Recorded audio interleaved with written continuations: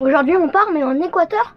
Aujourd'hui on s'en va, on part en Équateur. Dans une semaine normalement on est au Galapagos.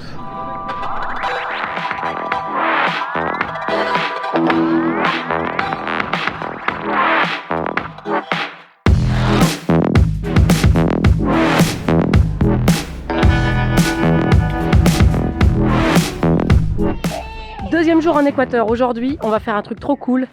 On est dans une finca agroécologique et on va faire un atelier sur le chocolat de la cabosse à la tablette. On va faire ça avec les enfants. C'est la fille de la finca qui organise ça et on est trop content parce que ça a l'air trop cool. Elle a des produits foufou. D'abord, Tania nous explique le déroulement de l'atelier. On s'en va voir les cabosses.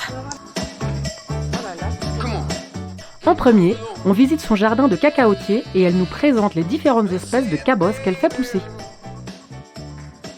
En passant, on s'arrête devant une ruche avec des abeilles endémiques. On dirait des grosses mouches ici. Maintenant, place à la dégustation des fèves fraîches. Amères, douces, goût de pêche ou de mangoustan. Pour faire du chocolat, la première étape est la fermentation des fèves fraîches en barrique. Ensuite, on les fait sécher à l'air libre. L'étape suivante est la torréfaction. Puis le décortiquage, à chaud bien sûr. Ensuite, nous mixons les fèves et on les passera 10 fois en rajoutant de la panela, c'est le sucre d'ici, et du beurre de cacao. On se retrouve à table pour la dégustation et le façonnage des tablettes. On rajoutera au chocolat des ingrédients comme du sel, du miel, du piment et plein d'autres arômes au choix. Voilà ce qu'on fait. Pour savoir quelle tablette de chocolat on veut, on prend un peu de chocolat, on la met sur notre petite feuille de bananier. Et ici, elle nous a mis. Donc, tu prends ça, T'en mets un petit peu. Un petit peu trop même. Tu mélanges. Et là.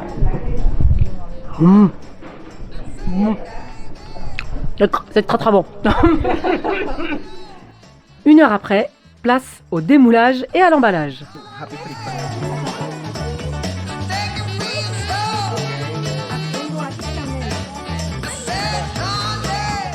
Et voilà, c'était un super moment et on repart avec nos tablettes de chocolat 65% de cacao équatorien. Il a l'habitude, lui. Regarde-moi, Lou. T'as attrapé quoi? Un crapaud. Doucement.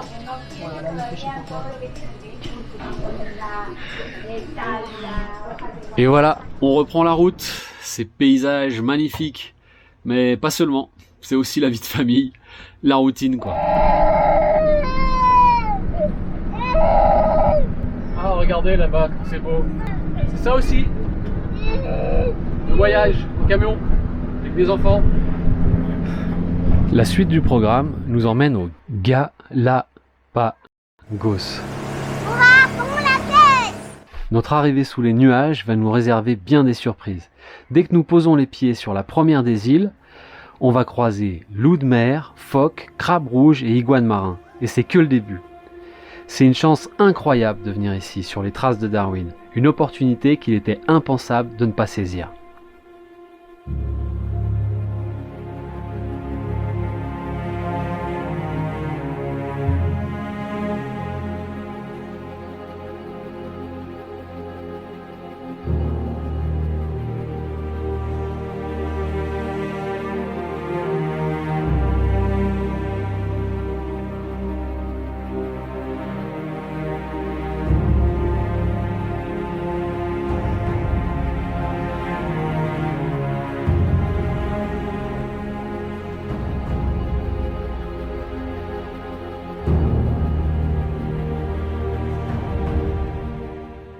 Les Galapagos accueillent aussi plusieurs espèces de tortues géantes.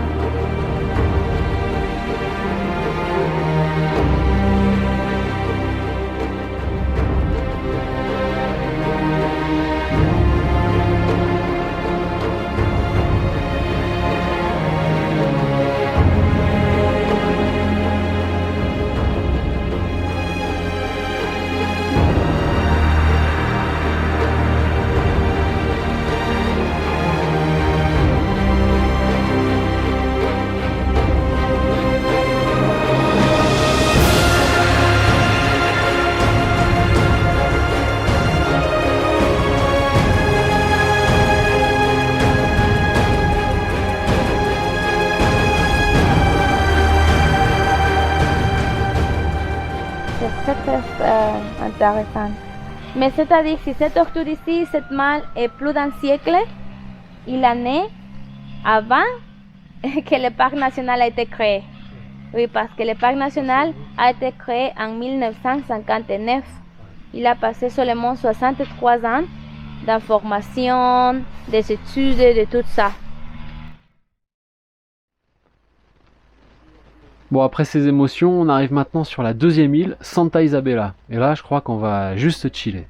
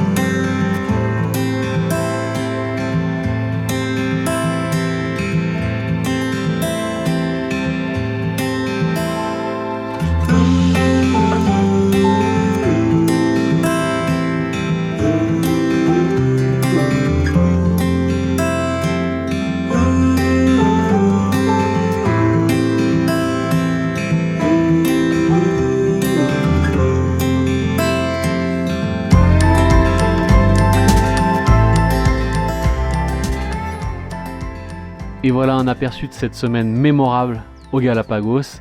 Il est temps de repartir. On a décidé de casser notre empreinte carbone, notre bilan carbone. Du coup, on prend l'avion pour repartir. Au lieu de passer la journée dans le bateau, ça va nous prendre 1 heure avec l'avion.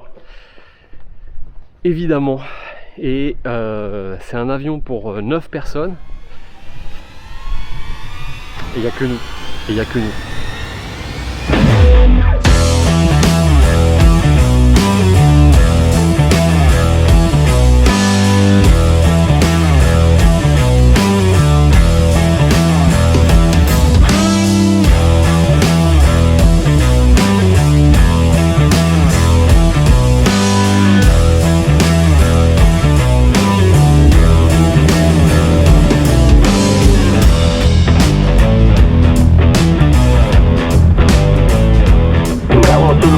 Continúe con la plataforma de compañía.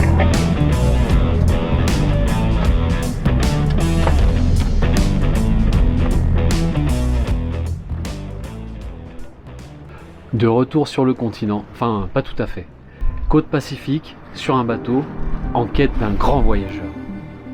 La baleine à bosse, les baleines à bosse, sur la côte Pacifique, au large de Puerto Lopez. À bord d'un petit bateau, grâce à l'expérience du capitaine et avec un peu de patience, elles sont là. Et on aura la chance de les observer près d'1 heure.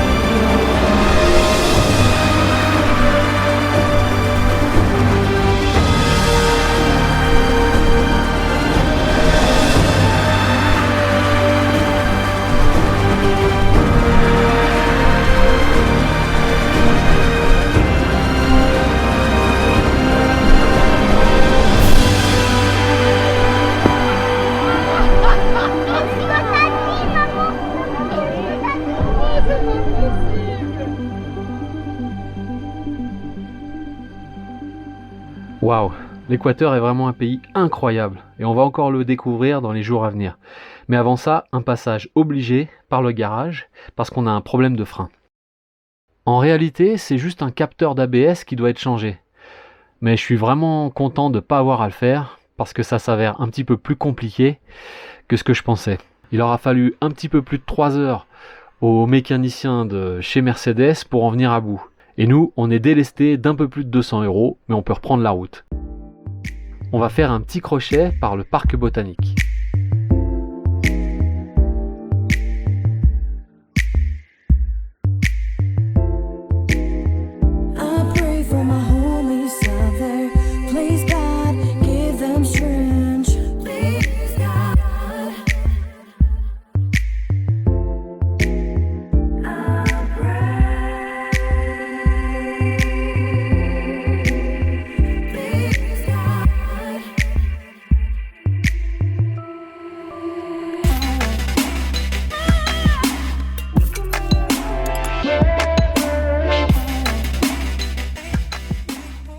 Quelques heures de route plus tard, nous voilà à la lagune de Quilotoa, où l'on rejoint les Ifoyaka, Lisa, Tanguy et leurs enfants.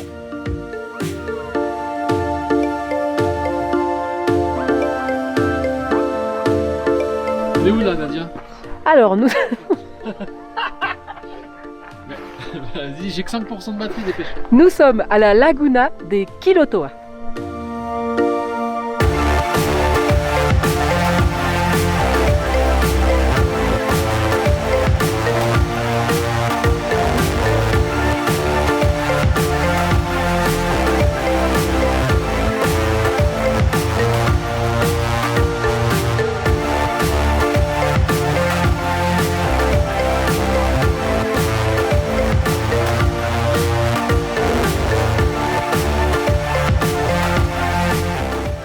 On se retrouve encore sur la cordillère à 3800 mètres d'altitude et la lagune de Quilotoa, c'est donc un ancien cratère donc d'un volcan qui s'est rempli d'eau.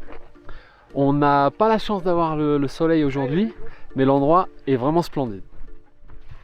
Allez, prochain arrêt, les Gorges du Diable, une petite balade bien rafraîchissante.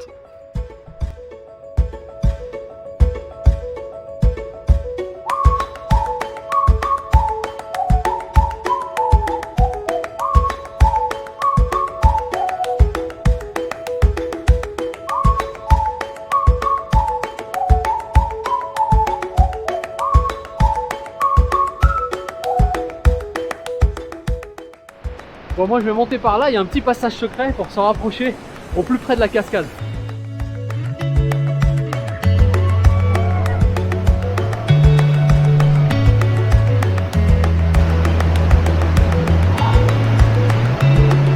Bon, donc, C'était cool, vraiment fantastique.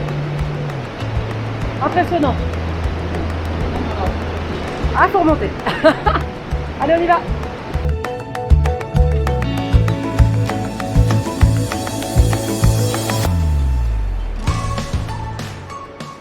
Après la côte, puis la cordillère, nous voilà dans la selva.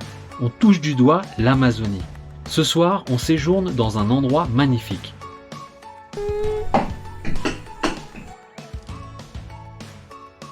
Et demain, petite incursion en pirogue sur le Rio, à la découverte de la faune locale.